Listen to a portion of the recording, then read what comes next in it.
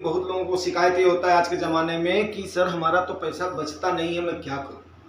देखो दोस्तों, आज आपको मैं डिफरेंट एज वाइज क्राइटेरिया, उसकी इनकम क्या हो सकती है एंड उसकी रिस्पॉन्सिबिलिटीज क्या हो सकती हैं, आपकी कमाई कितनी हो सकती है और आप सेविंग करें तो कैसे करें और उसके बाद में इन्वेस्ट करें तो कैसे इन्वेस्ट करें और किस किस कैसे अपने पोर्टफोलियो को डाइवर्सिफाई करें, आज हम इस पर चर्चा करते हैं। उम्मीद करता हूं कि आपको ये पसंद आएगा। और एक बात मैं बता दूं, जो कल हमने एक वीडियो इसका डाला था महेश्वरी जी का और विवेक बिंद्रा जी का, आप लोगों ने उसको काफ़ी अप्रिशिएट किया है, तो उसके लिए बहुत बहुत आप लोगों को धन्यवाद। चलिए अभी काम की बात करते हैं। काम की बात में देखिए, मैंने ये लिया है 5 टाइप के एज ग्रुप लिया है। एक एज ग्रुप लिया है 20 से 30 का।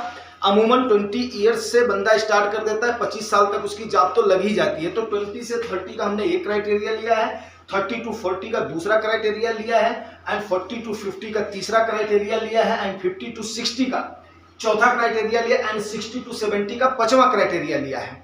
अगर आप इस पर अमल करते हैं तो जाहिर सी बात है आप एक सुखी और संपन्न इंसान होंगे, इसमें कोई दो राय नहीं है। अब देख लेते हैं इनकी रिस्पॉन्सिबिलिटीज क्या होती हैं। 20 और 30 साल का जो बंदा होता है वो या तो एलोन होता है या तो अपने पेरेंट्स के साथ रहता है, ठीक है। 30 से 40 साल का बंदा, उसकी शादी भी हो जाती है, एडिशनल रिस्पॉन्सिबिलिटी उसकी हो जाती है और बच्चे भी हो जाते हैं, तो मैरिज एंड किड्स भी हो जाती है। 40 से 50 साल के वाले के ऊपर पेरेंट्स तो हैं ही हैं, मैरिज उसकी हो गई है, किड्स हैं, लेकिन उसके किड्स जो है वो टीन एज के हो गए हैं, उनकी रिक्वायरमेंट्स बढ़ गई हैं, उनकी एजुकेशन बढ़ गई है, तो ये भी एक रिस्पॉन्सिबिलिटी उसकी बढ़ गई है। एंड 50 से 60 वाले को अब क्या हो गया है, उनके किड्स की उनको शादी करनी है और अपनी रिटायरमेंट की तरफ वो अग्रसर हो रहे हैं, तो ये भी हमें ध्यान रखना है। और 60 से 70 की एज जो होती है ना, वो सेल्फ प्रोटेक्शन की होती है। बुढ़ापे में बोलते हैं ना, वहां से आपका बुढ़ापा दिखना शुरू हो जाता है कि आपकी एंटी एजिंग हो गई है। उस समय आपको सेल्फ प्रोटेक्शन की जरूरत होती है, खुद को। उस समय जब आपके हाथ पैर थक जाएंगे 70 के बाद में, उस समय जब आप खुद काम करने लायक नहीं रहेंगे, जब आप खुद अर्न नहीं करेंगे, तो उस समय के लिए आपको बिल्कुल रेडी होना चाहिए। तो अभी देखते हैं कि आप इसको कैसे प्लान करें कि ताकि आप इसके ऊपर अमल कर सकें और अच्छी लाइफ जी सके। मेन बात क्या होता है कि क्वालिटी लाइफ जीने का हर इंसान को हक है। आज मेरा मोटिव ये है कि क्वालिटी लाइफ के लिए आप प्लान कैसे करें। देखिए साहब, एक स्टैंडर्ड जो फार्मूला है वो है 50-30-20 का। सपोज कीजिए कोई भी है, अगर वो 100 रुपया कमा रहा है, मैं मात्र 100 रुपए से एग्जांपल ले रहा हूँ, कोई 1000 कमा रहा हो, कोई 10,000 कमा रहा हो, कोई लाख कमा रहा होगा, कोई करोड़ कमा रहा होगा, उससे मेरे को नहीं है। लेकिन आप इन सारी रिस्पॉन्सिबिलिटीज तो सबकी है ना। कोई ऐसा है जिसकी ये रिस्पॉन्सिबिलिटीज ना हो, कोई ऐसा है कि जिसके पेरेंट्स ना हो, कोई ऐसा है जिसके किड्स ना हो, कोई ऐसा है जिसको अपने बच्चों की शादी ना करना हो, कोई ऐसा है जिसको अपने रिटायरमेंट का प्लान ना करना हो, कोई ऐसा है जिसको अपना सेल्फ प्रोटेक्शन ना करना हो। अगर है कोई तो मेरे को बताना। एवरीवन इस नीड को, सबकी ये नीड है, सबकी रिस्पॉन्सिबिलिटी है, तो इसको जानना आपको बहुत जरूरी है। अब देखिए, जो भी आपकी कमाई है उसको आप 50-30-20 का बिल्कुल एकदम से हार्ड रूल है कि आपका 50% आपके नीड्स में जानी चाहिए। जो आपके डेली के खर्चे हैं ना, वो आपका जाना चाहिए, इसमें कोई दो राय नहीं है। 30% आपका जो आपके वांट्स हैं, डिजायर है, अगर आपके वांट्स ज्यादा हैं, आपको ऐसा है कि नहीं इसको मेरे को करना ही करना है, तो आप करिए भाई। क्योंकि 20 से 30 ईयर का बंदा है, वो बोलेगा साहब मेरी तो अभी जॉब लगी है, उसके बाद में भैया मैं क्या करूंगा, मेरे को तो थोड़ा सा जिंदगी जीने का हक है, मेरे हाथ में पैसा आया। तो यस भैया, आप 50% में आप अपने पेरेंट्स को और उसके बाद में आप अगले के लिए आप जो ये खर्चे हैं आप 50% में चलाइए, 30% में आपकी लाइफ, आपकी कमाई, आप उसको एंजॉय कीजिए। अगर आप बचाना चाहते हैं तो 30 को भी बचा सकते हैं, अगर आप लाइफ एंजॉय करना चाहते हैं तो 30 में कर लीजिए, बट एटलीस्ट 20% आपका सेफ होना ही चाहिए। ये आपके 20 और 30 को बिल्कुल लागू होता है, ठीक है ना। उससे पहले जैसे आपने ये शुरू कर दिया तो आपको क्या करना है, एक इमरजेंसी फंड बनाना है। साहब इमरजेंसी फंड बहुत जरूरी है। क्यों जरूरी है, मैं आपको अभी जब आऊंगा आगे इन्वेस्टमेंट पे आऊंगा तो बताऊंगा। इमरजेंसी फंड, जैसे मान लिया आज के टाइम पर आपने देखा होगा आईटी सेक्टर ने कितने जॉब्स की छटनी कर दी है। कोरोना जैसी महामारी जब आई थी तो सारे के सारे क्या हुए, उनके जॉब को क्लोज करके अपने नेटिव प्लेसेस को भागने लगे। तो उस समय क्या होता है कि अगर आपके पास इमरजेंसी फंड है, खुदा न खास्ता कोई काम आया है, तो उस समय आपका इमरजेंसी फंड बहुत बड़े मरहम का काम करता है और वो आपको ठीक भी कर देता है, ये विश्वास रखें। और अब सवाल ये उठता है इमरजेंसी फंड कितना होना चाहिए। इमरजेंसी फंड ज्यादा नहीं होना चाहिए, आपकी 1 महीने की कमाई और इंटू 6 इतना आपके पास हमेशा सेविंग अकाउंट में होना ही चाहिए, या इस टाइप के शॉर्ट टर्म के फंड में होना चाहिए जो आपकी इजीली लिक्विडिटी आपको अवेलेबल हो जाए। तो आपको वो क्या रखेगा, एक बूस्ट रखेगा। उसके बाद में आपको एक टर्म प्लान पक्का लेना है। क्यों? क्योंकि जिंदगी का कोई भरोसा नहीं, आज की भागम भाग है भाई। और हमारे पीछे जो परिवार है, अगर हम कमाने वाले हैं, अगर खुदा न खास्ता हमें कुछ हो गया, तो कम से कम जिनको हम प्यार करते हैं, जो हमारे सहारे दिन रात, जो हमारे लिए, अगर हमें खांसी भी आ जाए तो तकलीफ उनको होती है, अगर हमसे छोटी सी गलती हो जाए तो सबसे ज़्यादा तकलीफ उनको होती है। तो उनके लिए हमें हमेशा भाई तैयार रहना है, ये आप लोग मान करके चलिए। तो इसके लिए आपने क्या करना है, कोई ना कोई एक बढ़िया सा सस्ता मतलब अमाउंट ज़्यादा होना चाहिए, बट आपका क्या होना चाहिए, उसकी किस्त लेस होनी चाहिए। ऐसे बहुत अच्छे आज के टाइम पे कई सारी साइटें हैं, मैं किसी साइट को प्रमोट नहीं करना चाहता हूं, तो आप उसको देखेंगे तो आपको अच्छा खासा प्लान मिल जाएगा। आप उस प्लान को ले लेंगे तो आप बिल्कुल सिक्योर रहेंगे, आपके अंदर एक कॉन्फिडेंस रहेगा, यस कोई बात नहीं यार, कुछ भी होगा तो ठीक है, मेरा परिवार सेफ है, परिवार को हमारे ये मिल जाएगा, और उसके बाद में मिल भी जाता है। तो दोस्तों ये पक्का लेना है, 6 महीने का इमरजेंसी फंड पक्का बनाना है। 50-30-20 के रूल को तो फॉलो करना ही करना है, एवरी एज के बंदे को करना है। अब मैं आऊंगा कि कैसे कैसे आपकी, जब ये सारी चीजें आपने कर लिया है तो उसके बाद में क्या करना है, ये यहां तक उम्मीद करता हूं आपको समझ में आ गया होगा। ये 20-30 हो गया। अब 30-40 वालों का क्या हुआ कि ये किड्स का प्लान। अब उस समय आपको अब आ जाते हैं इन्वेस्टमेंट पे। देखिए इन्वेस्टमेंट पे आपका सीधी सी बात है, इन्वेस्टमेंट पे जब आ गए ना, आपकी यहां से जो ये 20% की सेविंग हो रही है, ये तो उम्मीद करता हूं ना यार, जब आपका 80 रुपए में आपने खर्च कर दिया तो 20 तो कम से कम बचाने की कोशिश करो यार। मैंने एग्जाम्पल दिया है तो 20% कम, जिसकी जितनी भी कमाई हो, मैं ये नहीं बोल रहा हूं कि आप बहुत ज्यादा एक दिन में ही आप हो जाओ करोड़पति हो जाओगे, बट जब कंपाउंडिंग आपका काम करेगा ना, मेरा मकसद ये है कि आपको कंपाउंडिंग तक लाना।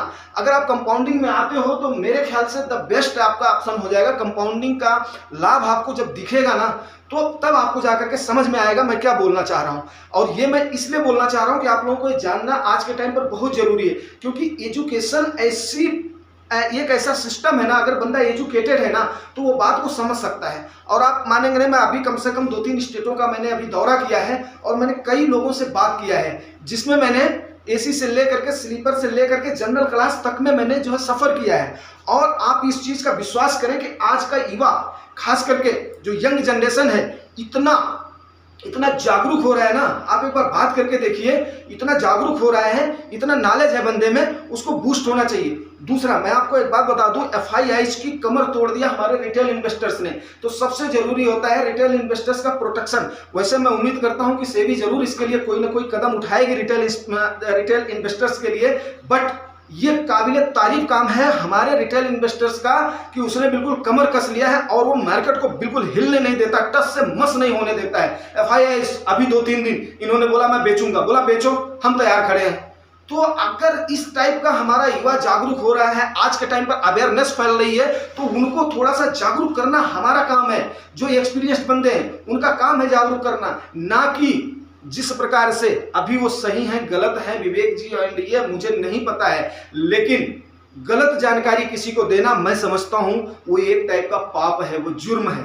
अगर विवेक जी ने उस टाइप का जुर्म किया है, लोगों की भावनाओं से खेला है, तो विश्वास मानिए उनके पाप का घड़ा भर चुका है।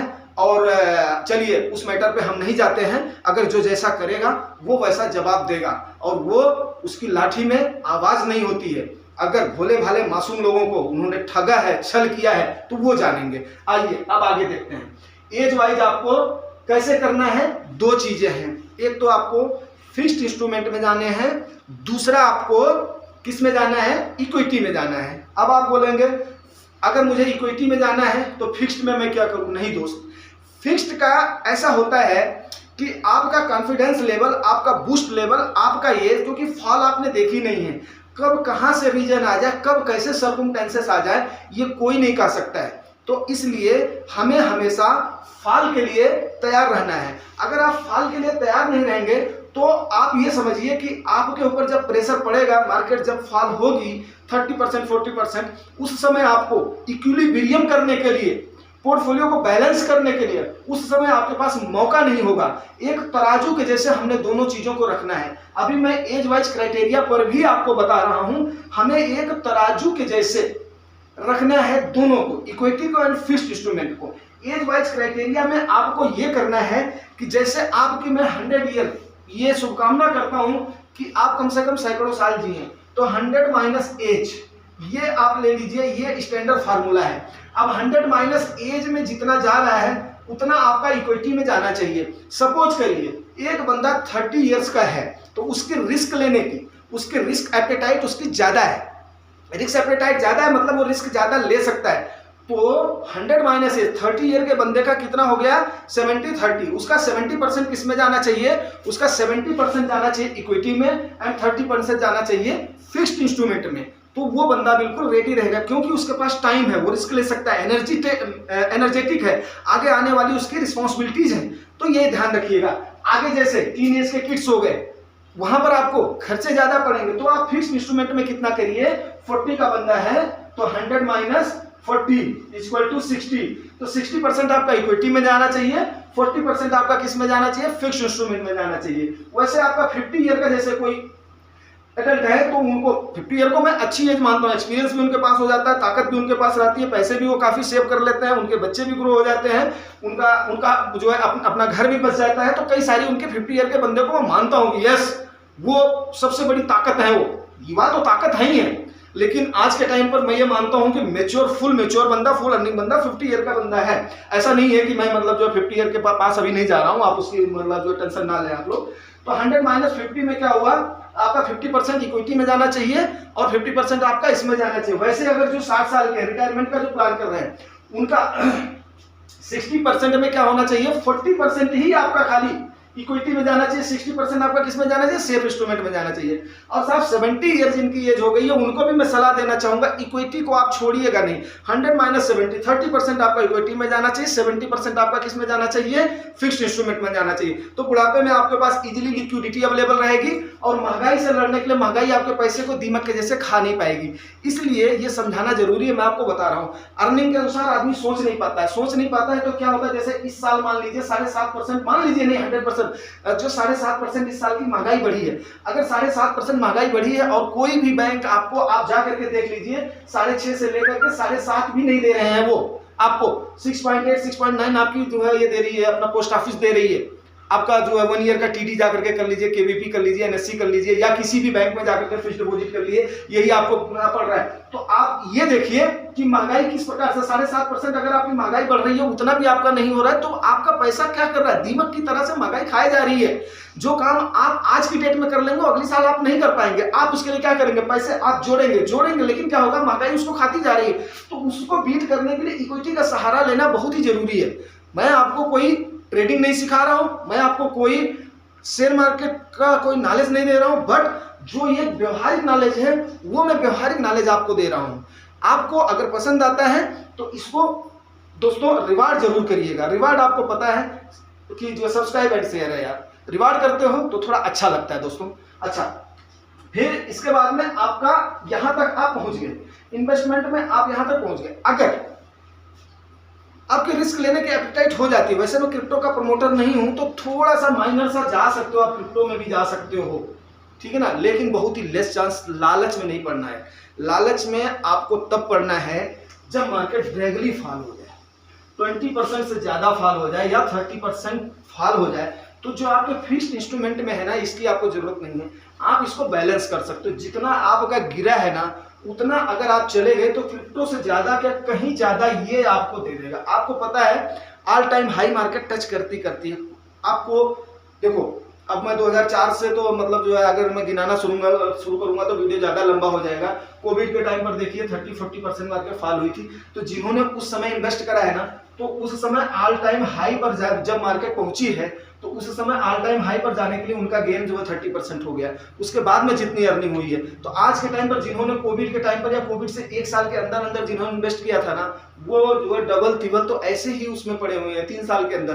तो आप सोचिए जब भी कोई मार्केट में क्रैश आता है, सिनेरियो आता है, तो वो आपके लिए अपॉर्चुनिटी लेकर के आता है। इसलिए आपको बैलेंस करना बहुत जरूरी है। आज के टाइम पर आप हाई राइज मार्केट में अगर आप सपोज करो आपने सोचा डाल दिया और कहीं ना कहीं मार्केट फॉल हो गई तो आप 20% 30% क्या चले गए, आपने अपना कॉर्पस को गंवा दिया है। तो इस प्रकार से आपको चलना है। अगला आपको मैं बताऊंगा कि किस प्रकार से आपको इन्वेस्ट करना है। उम्मीद करता हूं जानकारी आपको अच्छी लगी होगी। अगर अच्छी लगी है तो दोस्तों शेयर एंड सब्सक्राइब जरूर।